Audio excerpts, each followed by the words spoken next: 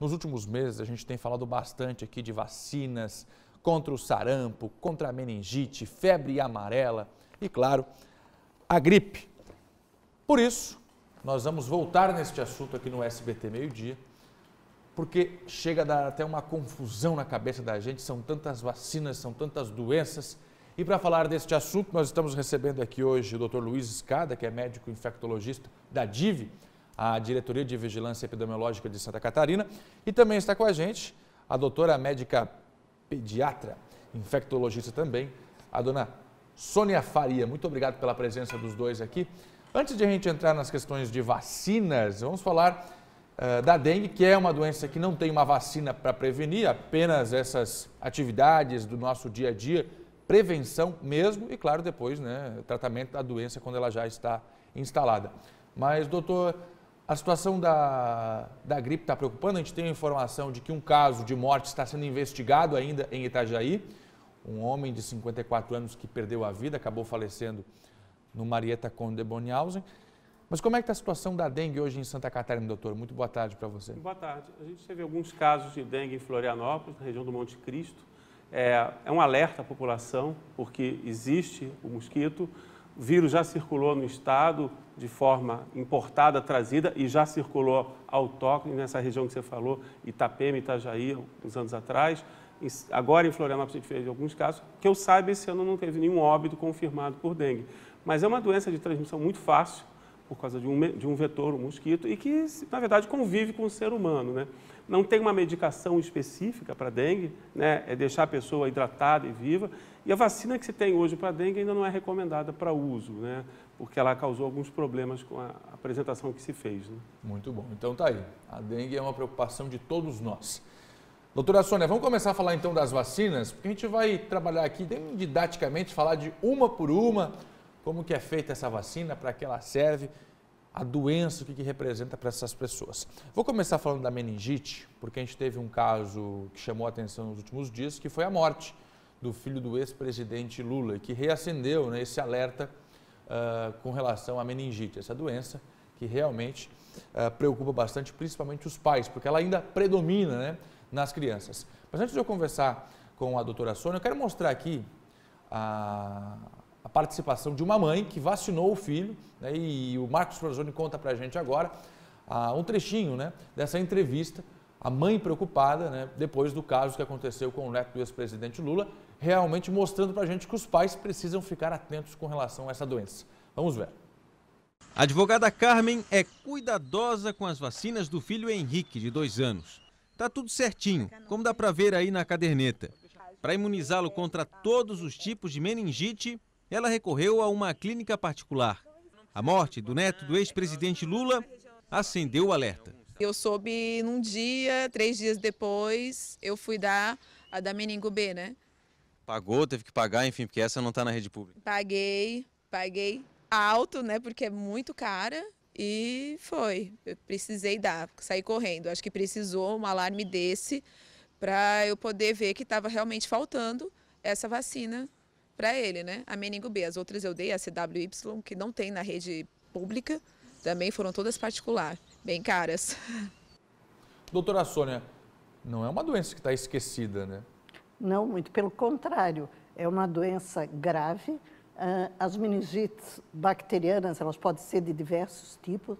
Essa que acometeu o neto do ex-presidente Lula foi por um germe que é muito agressivo, o meningococo, que pode causar uma doença com morte muito rápida, que foi o caso dele. Nós temos vários tipos de meningococo. Na rede pública, nós só temos vacina para um tipo que é o meningococo C. Outros, A, B, Y e W, nós temos vacina em rede privada. Por que só tem a C na rede pública? Porque o Ministério introduziu essa vacina com base em dados epidemiológicos.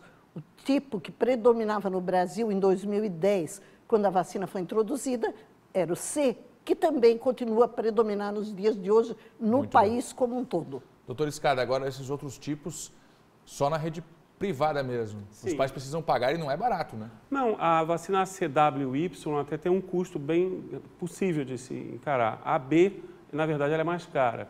o que a Sônia colocou é importantíssimo. Em saúde pública, a gente visa a população. Individualmente, as pessoas podem procurar a melhor proteção. E até que é difícil para o governo querer implantar agora uma medida de saúde pública e vacinar toda a população para CWI. Não tem vacina disponível para isso. Mas para o tipo C, hoje, os pais podem procurar o posto de saúde? Onde é que está disponível essa vacina? Devem procurar no posto de saúde, está no calendário vacinal, né? Algumas doses são recomendadas, inclusive com reforço na faixa de 11 e 14 anos de idade, porque essa vacina previne o estado de portador também, que o adolescente muitas vezes é portador do meningococo que passa para as outras pessoas. Vamos fazer a ficha técnica então. Que idade essa criança tem que ter, o que tem que levar e onde? Sônia.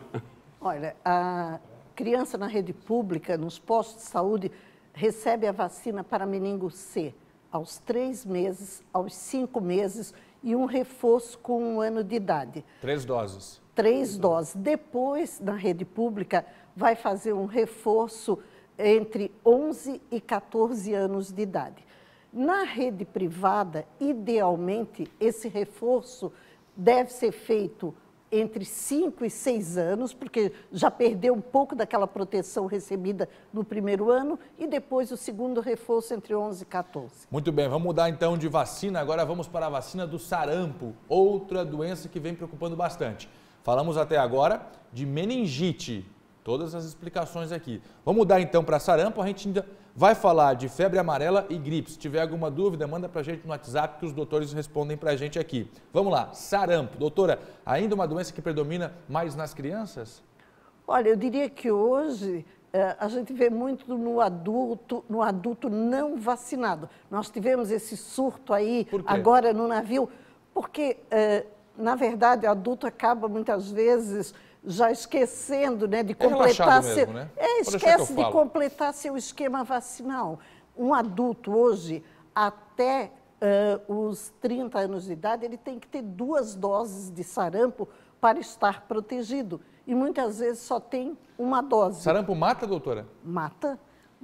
Sarampo se acomete principalmente alguém que tem as suas defesas diminuídas, crianças desnutridas, o risco de óbito é alto. Vamos lá para a ficha técnica então.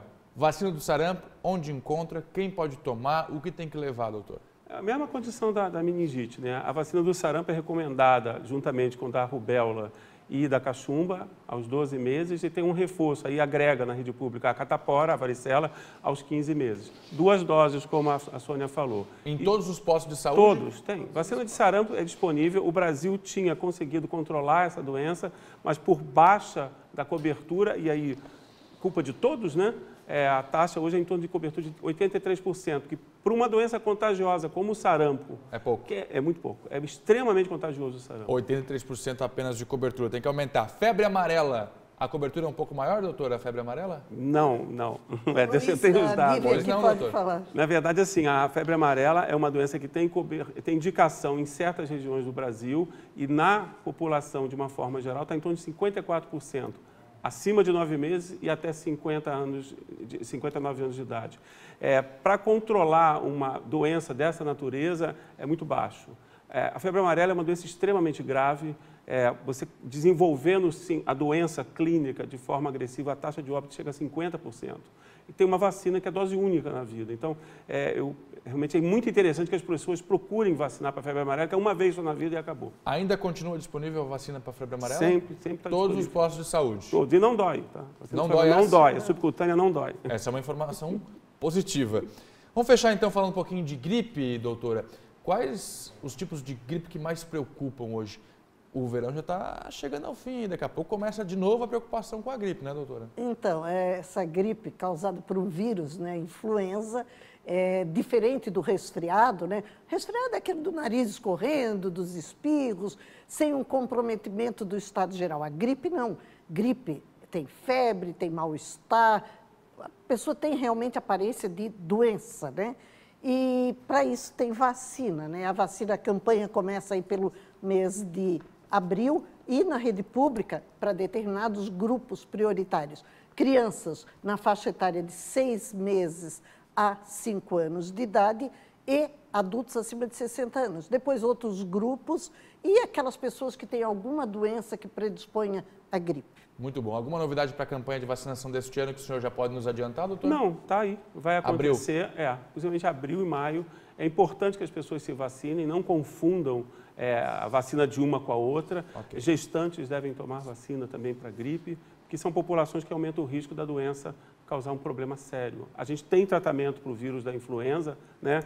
Mas evitar é muito melhor. Né? Muito bom. Doutor Luiz Escada, muito obrigado. Doutora Sônia Faria, falamos aqui de dengue, sarampo, meningite, febre amarela, gripe. Tem vacina disponível, não perde tempo. Dá para se proteger sim. Obrigado pela aula de vacina aqui. Hoje a gente conseguiu esclarecer, porque é tanta vacina que às vezes a gente fica perdido. Ainda bem que tem. Ainda bem que tem. A gente fez didaticamente uma por uma aqui, só falta você correr para o posto de saúde agora. Obrigado, viu? Bom trabalho para os dois, viu, Diane? Obrigada, uma aula bem didática mesmo.